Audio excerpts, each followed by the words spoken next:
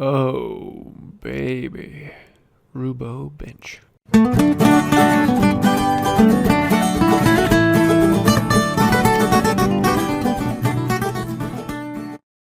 So, last time we got the legs fitted to the tabletop, and now I need a stretcher to go between the legs, and that means I need to remove some of this material so that the stretcher can sit all the way against the underside of this bench top.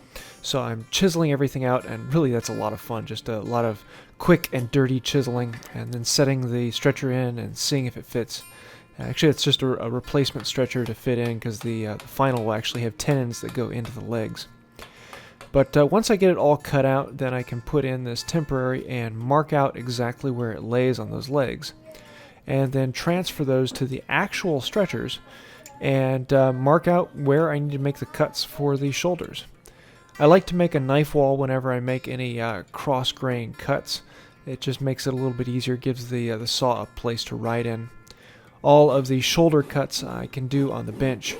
I like doing simple, small cross cuts with the bench hook. It just is a little bit easier.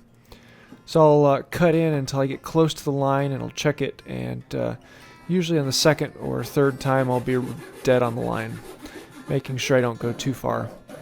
Then I take it over to the bench vise to do the shoulders, and if you really want details on how to cut a tenon, I did a video on that recently, so I don't want to go too into depth on exactly cutting tenons. The same thing with the mortise. I just did a video on that recently as well, but I like to lay out all the lines and then chop out from one side and then chop out from the other side to make them meet. The main ones are through tenons. Then the legs slide in, and I was very pleased with how they just fit in place. It went together a lot easier than I was expecting, and the fit was just as tight and snug as I could possibly want. So yeah, I was very, very happy at this point. Now that the legs are in, we can start putting pins in through the skirt, into the leg, and into the main body. There is no glue in any of this jointing. It is just being held in place with pins. A 3/4 maple rod put in 2 places to lock it in place, and then flush cut it off. One of the few times that I use this saw, but it works very well for this.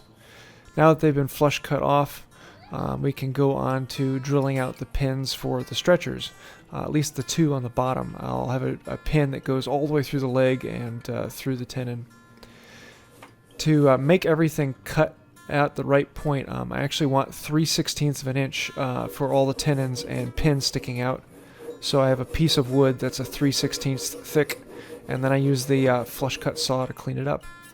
Can come in with a chisel and put in a heavy chamfer on the corners of the tenons as well as the corners of the pegs. And on these round pegs, I actually just put in a square chamfer on the 4 sides, and I kind of like the look of that, the square chamfer on a round peg. Maybe I'm just odd, but I kind of like it. Once all of the tenons and pegs have been cleaned up, I can actually start to clean up the face. These pegs were sticking out just a little bit, and I needed to smooth them out so that they would work out well. And then start actually smoothing the face with a very, very finely set hand plane. I can clean this up and make it look and feel like butter. It's just absolutely smooth, really fine, smooth shavings. Now I need to trim up all the legs so that they're the right height, and so I actually attach my marking knife onto the top of a board at the correct height so that I can mark all of the legs at that same height from the floor. Next, I can transfer that mark all the way around the leg and cut it. This is actually a very quick process, and I really enjoy that. Just making beefy cuts is fun. Making sure to chamfer the bottoms of all the legs is very important, so when it slides on the floor, nothing is roughed up from it. Now that the legs and everything can sit flat, I can start smoothing the top. And this is a whole process unto itself, but I want to actually flatten out and then smooth the whole top. And a long plane like this is actually very useful for these cuts. And I love making these cuts when you get a full width shaving the full length of the bench from one side all the way to the other. Oof, I love that. Then we can trim up both ends of the bench to make them nice and smooth. This actually took about 4.5, 5 minutes or so to trim from one side to the other. I really love the look of boiled linseed oil, and I had a gallon of this stuff from the store, and I thought this would be a great use for it, so that's why I have on gloves for this application of boiled linseed oil. But then I put on, rub it all in and get it into all the surfaces, and I just love the coloring that comes out from that. The problem with boiled linseed oil is it's not a really durable finish, so I put a coat of shellac on to seal in the oil and allow it to actually stick to a finished surface. I had a bunch of water-based poly that I wanted to actually finish this with, and so the shellac allows the water-based poly to adhere to the surface. It wouldn't work very well if I put it right on top of the boiled linseed oil. But 5 coats of that, and I'm very, very pleased with how this came out. Yeah, it was a lot of fun, and the rough ends on these just give it a lot of character. The oak and all of its color is one of the big reasons why I love working with white oak. So yeah, now let's see what the kids' reaction is to this.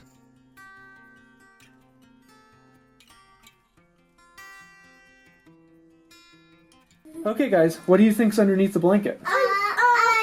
It's a bench. No peeking, Arthur. Hey, let's see what it is. That's right. It's a bench. We're missing this. Oh, you're missing a vise? Well, maybe we'll put one on there sometime. Do you like your bench? Yes. Are you going to work on your bench? Yes. Where should I put your bench?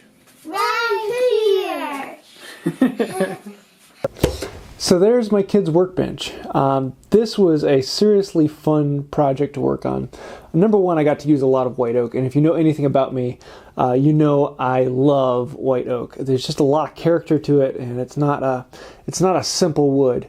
And every board is a little bit different, and you have to learn every piece, and I really enjoy that part. This is indeed a workbench. I have not drilled any dog holes in it yet, because I don't know exactly what I'm going to be doing with them. I haven't put a vise in it yet, because I haven't found one that I really like for it, and for the kids particularly. But with this heavy skirt, I can actually clamp things to it, and it works fairly well. The skirt is just a hair shy of 1.25 inches thick, and it's 18.5 by 41 inches long, and it is 28 inches high, which is the height right now to my daughter's elbow when she stands up. So I think that will work well for her as they grow, and as the other kids grow into it. There is no glue in the joinery. The only glue is in the actual top itself. So all of the dovetail joints are tight enough to hold, as well as pinned everywhere. All of the tenons are through tenon, with the exception of the one directly underneath the top, because I can't let it go through the outside skirt. That one isn't a through tenon, but it can't go out because the legs lock it in place. The bottom one is also pinned, and it's as solid as a rock. I have absolutely no fear of this thing moving. It is a beast. The final weight when I set it on the scale is 243 pounds. So yeah, it's yeah, I could park my car on top of this thing. But yeah, this is the bench. It has been an absolute pleasure to make. I hope you like this. If you have any questions, thoughts, or ideas, please leave them in the comments below. I would love to hear them. If you like this video, please hit like and think about subscribing. I want to say a huge thank you to the patrons on Patreon. You guys are absolutely phenomenal and a wonderful encouragement to me all the time. And if you want to hear more about that, you can click on that down here. That's about it for this week. And until next time, have a wonderful day.